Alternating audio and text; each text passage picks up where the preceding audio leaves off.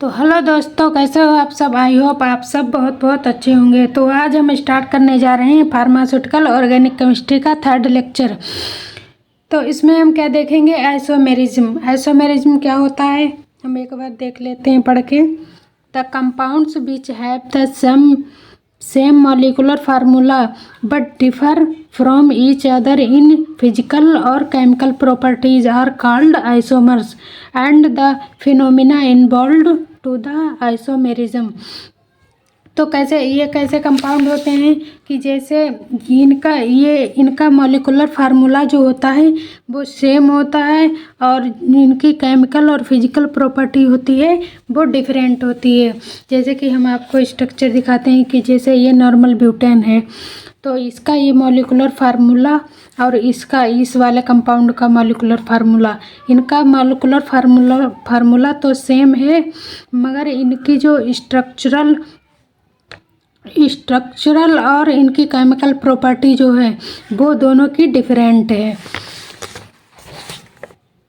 Structure and physical and chemical properties, physical and chemical property जो होती है इनकी अलग होती है।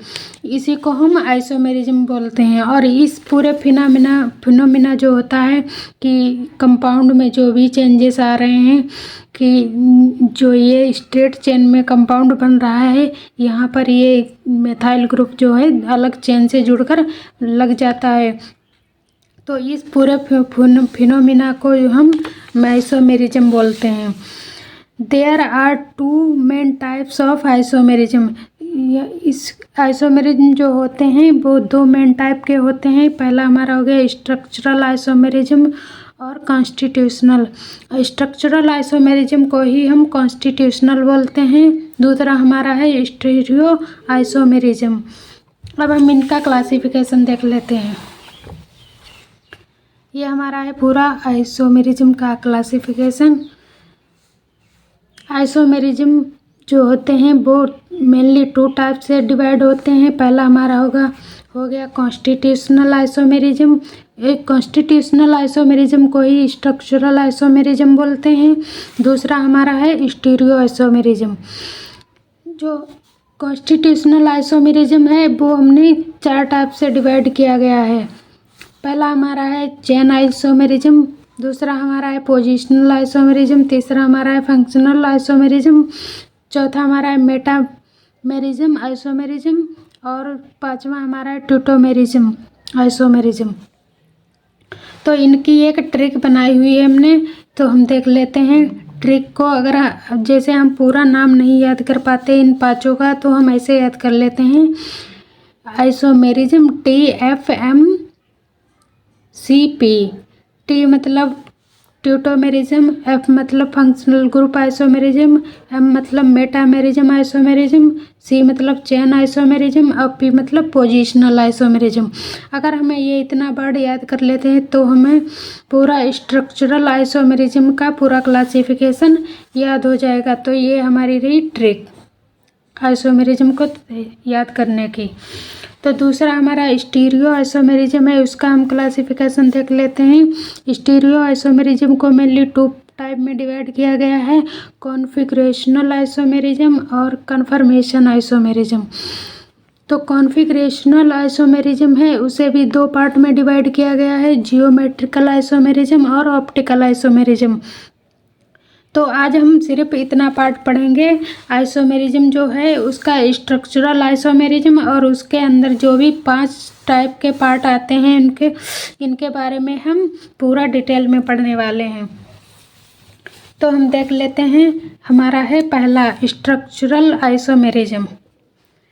Structural isomers are those compound which have the same molecular formula but different structural formula।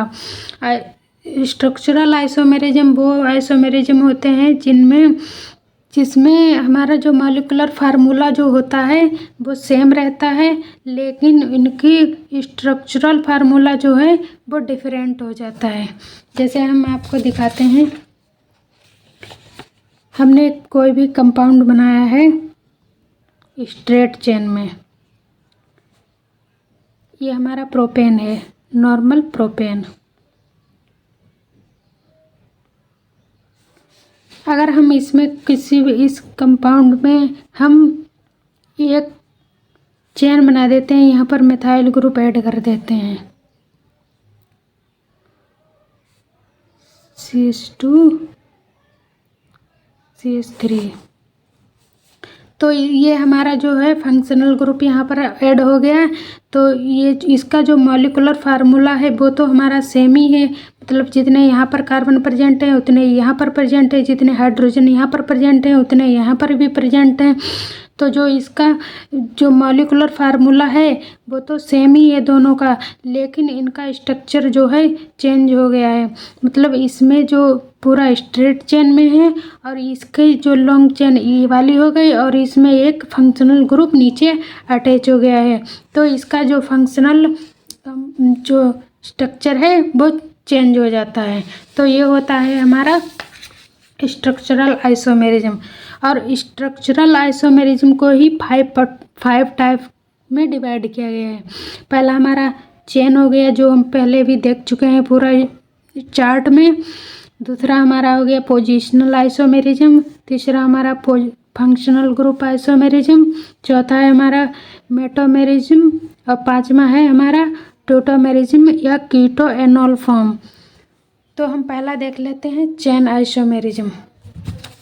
Chain isomers have the same molecular formula but differ in the order in which the carbon atom and are bonded to each other। इसमें क्या होता है, carbon atom जो होते हैं वो एक साथ जुड़े रहते हैं। इसका मॉलिक्यूलर फार्मूला जो वो होता है वो सेम होता है, और जो कार्बन एटम है उनका जो ऑर्डर होता है वो डिफरेंट हो जाता है। मतलब ये एक दूसरे से कार्बन एटम हैं जो वो एक दूसरे से जुड़े रहते हैं, जिसके कारण इनका ऑर्डर जो होता है कार्बन का वो डिफरेंट हो जाता है। जिसका हम आपको अभी एग्जाम्पल दिखाएंगे। ये हमारा रहा इसका एग्जाम्पल, जैसे कि हमारा है नॉर्मल ब्यूटेन। तो हमने नॉर्मल ब्यूटेन का ये बनाया हुआ है पूरा कंपाउंड। ये नॉर्मल ब्यूटेन है। इसमें जो कार्बन एटम है वो हमारा एक दूसरे से तो जुड़े हैं, लेकिन इनका जो ऑर्डर है वो चेंज हो गया है। मतलब इसका ये कार्बन एक इधर जो लगा था वो हमारा एक फंक्शनल ग्रुप की तरह नीचे अटैच हो गया यहाँ पे। तो ये हमारा हो गया स्ट्रक्चरल आइसोमेरिज्म। तो इसका ये तो नॉर्मल ब्यूटेन था, स्ट्रेट चेन में है पूरा कंपाउंड और सिंगल बॉन्ड जुड़े हुए हैं। तो ये हमारा हो गया नॉर्मल ब्यूटेन, और इसका जो फंक्शनल ग्रुप अटैच हो गया है नीचे, तो ये हमारा हो गया आइसोब्यूटेन। आइसोब्यूटेन कैसे बनता है ये हमने पिछली वीडियो में पढ़ रखा है पहले से ही।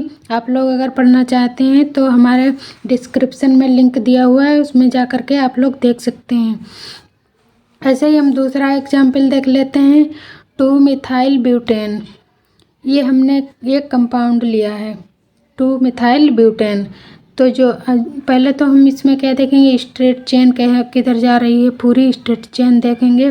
फिर हम देखेंगे फंक्शनल ग्रुप जो लगा हुआ है वो कौन सी पोजीशन पे लगा हुआ है। 2 पे लगा, ये यहाँ पर 1, ये 2 पर लगा हुआ है मिथाइल, तो इसीलिए इसका नाम हो गया 2 मिथाइल ब्यूटेन। इसमें और इसका ही हमने जब चेंज किया आइसोमेरिज्म बनाया तो इसका 2 डाइमिथाइल प्रोपेन बन गया। क्यों? क्योंकि इसमें 2 कार्बन एटम जो थे वो डिफरेंट ऑर्डर में अटैच हो गए जा कर के, तो इसीलिए इसका नाम चेंज हो गया। अब हम देख लेते हैं पोजिशनल आइसोमेरिज्म क्या होते हैं। They have the same molecular formula but differ in the position of the functional group on the carbon chain। इसमें क्या होता है पोजिशनल आइसोमेरिज्म में कि जो मॉलिक्यूलर फार्मूला जो होता है वो तो सेम रहता है, लेकिन कार्बन चेन में उसका फंक्शनल ग्रुप की जो पोजीशन होती है वो हमारी चेंज हो जाती है। जैसे हम देख लेते हैं एग्जाम्पल, हमारा जो है 1 ब्रोमोब्यूटेन, ये हमारा एग्जाम्पल है 1 ब्रोमोब्यूटेन। 4 कार्बन है इसीलिए ब्यूटेन है, और ये ब्रोमीन हमारा ग्रुप ऐड है इसमें, तो 1 ब्रोमो ब्यूटेन हो गया। और इसमें जो फंक्शनल ग्रुप जो ये यहाँ पर लगा हुआ है, ये फंक्शनल ग्रुप हमारा इसकी पोजीशन ही यहाँ पर चेंज हो जाती है। पोजीशन आइसोमेरिज्म में पोजीशन इसकी चेंज होकर के यहाँ से यहाँ पर जो लगा हुआ है इस कंपाउंड में, यहाँ से उठ करके हमारी पोजीशन 2 कार्बन पर लग गई जा करके। ये हमारा पहला कार्बन हो गया, ये हमारा दूसरा कार्बन, तो दूसरे कार्बन पे ब्रोमीन जा करके ऐड हो गया, तो इसका नाम क्या हो गया 2 ब्रोमो ब्यूटेन। ये हमारी हो गई पोजिशनल आइसोमेरिज्म। इसका दूसरा एग्जाम्पल देख लेते हैं, प्रोपेनॉल या नॉर्मल प्रोपाइल एल्कोहल। इसे हम नॉर्मल प्रोपाइल एल्कोहल भी बोल सकते हैं।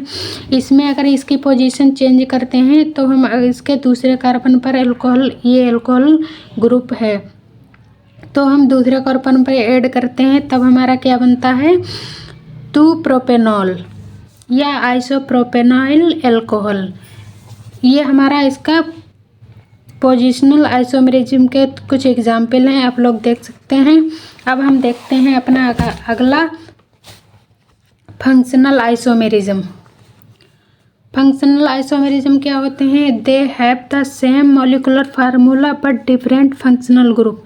इसमें क्या होता है कि मॉलिक्यूलर फार्मूला जो होता है वो सेम रहता है, लेकिन फंक्शनल ग्रुप जो है वो डिफरेंट लग जाता है, मतलब अलग लग जाता है। कि जैसे हमने एग्जाम्पल देखा है कि एथाइल अल्कोहल लिया है हमने, तो यहाँ पर जो ग्रुप लगा हुआ है OH, ये हमारा अल्कोहल ग्रुप है।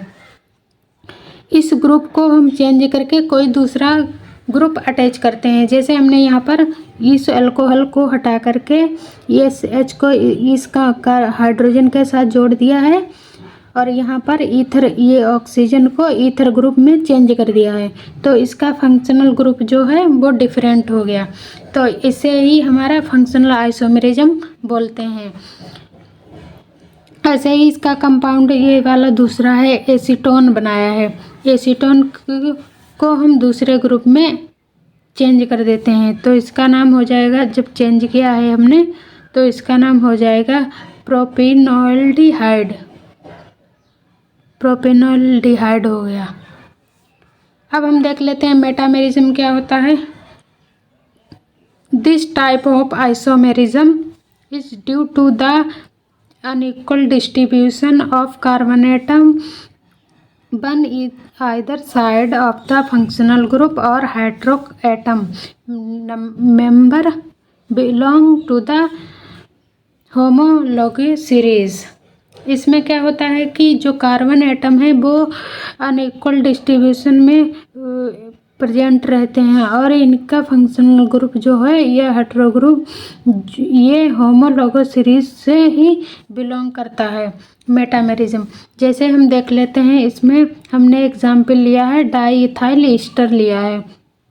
डाईइथाइल ईस्टर को हमने चेंज किया है मेथाइल प्रोपाइल ईथर में, मतलब इसके पास इक्वल कार्बन की चेन थी, इधर भी इक्वल कार्बन है, इधर भी इक्वल कार्बन है, तो इसकी हमने पोजीशन चेंज करके फंक्शनल ग्रुप या हेटेरो एटम को जोड़ दिया। मतलब यहाँ पर एक कार्बन को हटा करके कार्बन एटम को इधर हमने दूसरे तरफ जोड़ दिया है, तो हमारा ये कंपाउंड जो बन गया है मेथाइल प्रोपाइल ईथर बन गया है। तो इस आइसोमेरिज्म को हम मेटामेरिज्म बोलते हैं। ऐसे इसका दूसरा एग्जाम्पल है डाईइथाइलेमीन। डाईइथाइलेमीन को हमने किस में चेंज किया है, मेथाइल प्रोपाइल एमीन में। ये हमारी थी मेटामेरिज्म। अब हम देख लेते हैं टोटोमेरिज्म क्या होता है। It is special type of functional isomerism in which the isomers are in dynamic equilibrium with each other। ये एक फंक्शनल आइसोमेरिज्म की स्पेशल टाइप की आइसोमेरिज्म होती है जिसमें आइसोमर्स जो होते हैं वो एक दूसरे से डायनेमिक और इक्विलिब्रियम होते हैं। जैसे एग्जाम्पल है ethyl acetoacetate is an equilibrium mixture of the following two form. इसका हम एग्जाम्पल देख लेते हैं।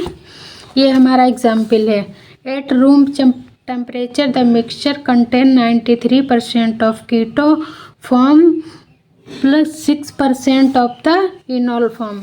इसमें ये है जो टोटोमेरिज्म होती है, इसमें कीटो फॉर्म और इनोल फॉर्म को हम चेंज करते हैं, मतलब कीटो फॉर्म से इनोल फॉर्म में हम चेंज करते हैं। तो ये हमारा कार्बन के ऊपर ये कीटो ग्रुप लगा हुआ है और इस कीटो ग्रुप को हमने इनोल फॉर्म में ऐड कर दी, मतलब चेंज कर दिया है। तो ये हमारी कीटो से इनोल फॉर्म बन गई, इसे ही हम टोटोमेरिज्म बोलते हैं। Tautomers are inter conversial constituents isomers that exist in equilibrium each other। तो ये था हमारा टोटोमेरिज्म। आई होप आप सबको समझ में आया होगा। तो अगर आप लोगों को समझ में आया होगा तो हमारे चैनल को सब्सक्राइब कीजिए, लाइक कीजिए एंड कमेंट कीजिए और इस वीडियो को अपने दोस्तों के साथ शेयर कीजिए। Thank you.